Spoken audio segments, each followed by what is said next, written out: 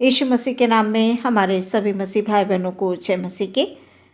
आप सभी को मसीह में उन्नति चैनल की ओर से हैप्पी क्रिसमस की ढेर सारी शुभकामनाएं।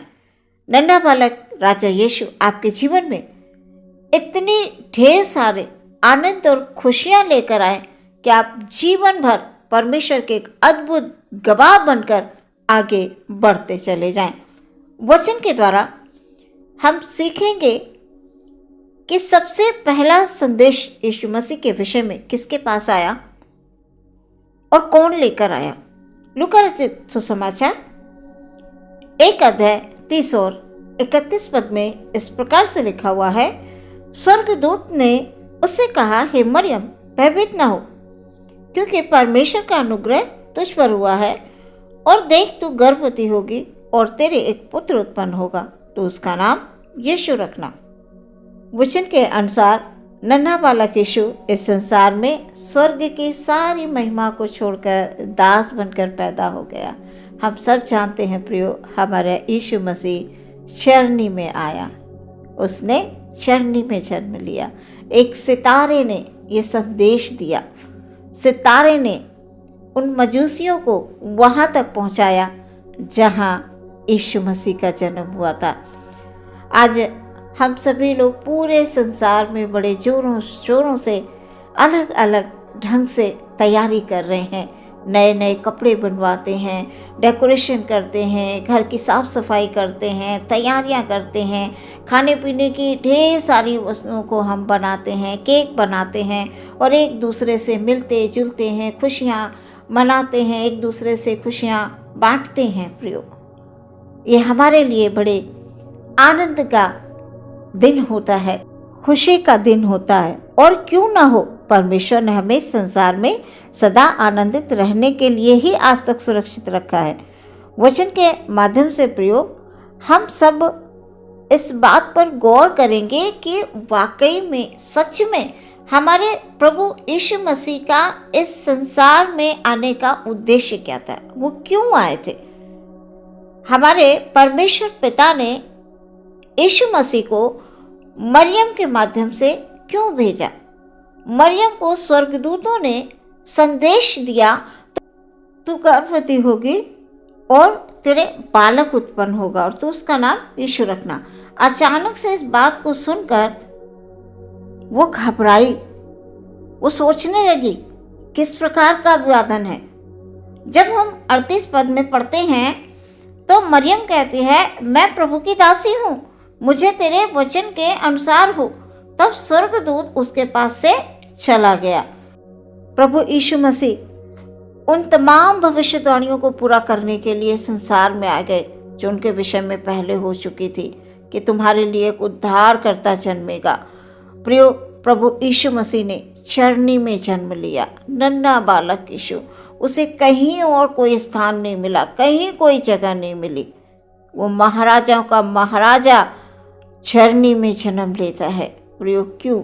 हमें कुछ सिखाने के लिए कि वो इतना दीन बनकर, नम्र बनकर आ गया। स्वर्ग का परमेश्वर नम्र बनकर किसके लिए आया प्रियो? हमारे लिए, आपके लिए, हमें प्रेम का संदेश देने के लिए कि देखो मैं तुमसे प्रेम करता हूँ, देखो मैं तुमसे कितना प्रेम करता हूँ।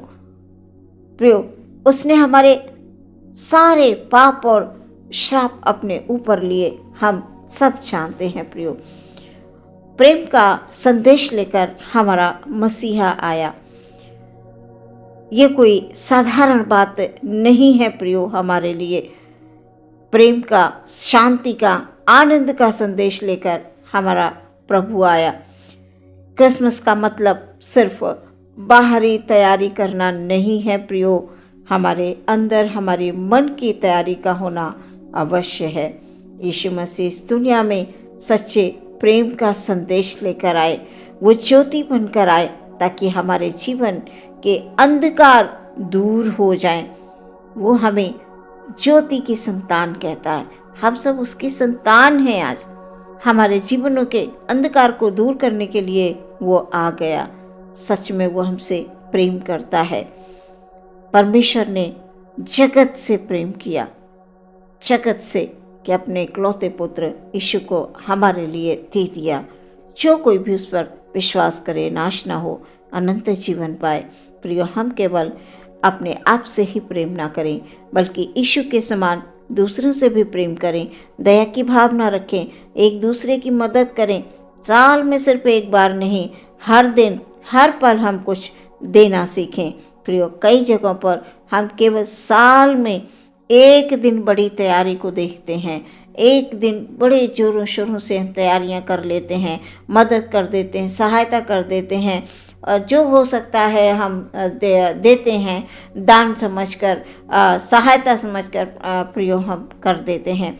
लेकिन परमेश्वर ये चाहते हैं कि हम हर दिन भलाई करें। सिर्फ एक दिन गिफ्ट देकर हम लोगों को प्रसन्न कर सकते हैं, परमेश्वर को नहीं। प्रियो, भलाई और अच्छे कामों के लिए क्रिसमस के दिन का ही इंतज़ार क्यों करना होता है हमें? हम मसीह की संतान हैं तो हमारे स्वभाव में मसीह होना चाहिए। हम हर दिन भलाई कर सकते हैं, मदद कर सकते हैं, क्योंकि यीशु का इस पृथ्वी पर आने का सच्चा प्रेम संदेश यही था कि हम एक दूसरे पर दया करें, एक दूसरे से सच्चा प्रेम रखें, प्रेम की भावना रखें। परमेश्वर अब की बार इस क्रिसमस में आपसे यही चाहते हैं कि आप जो कुछ भी करें पूरी सच्चाई के साथ, पूरे मन से करें, किसी प्रकार का दिखावा नहीं। दिखावे से प्रियो लोग प्रसन्न होंगे, परमेश्वर नहीं। परमेश्वर दीनता, नम्रता, सहनशीलता, सच्चा प्रेम वो चाहता है। और हम उसे क्या दे सकते हैं प्रियो? हमारे पास उसे देने के लिए क्या है?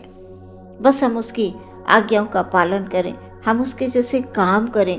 हम मनुष्यों के बजाय हम परमेश्वर को यदि प्रसन्न करते हैं तो सच में परमेश्वर की आज्ञाओं का जब हम पालन करते हैं, जब हम एक दूसरे की वाकई जिनको आवश्यकता होती है हम उनकी सहायता करते हैं, तो परमेश्वर हमसे प्रसन्न होते हैं और स्वर्ग से तमाम आशीषों को उंडेल कर देते हैं।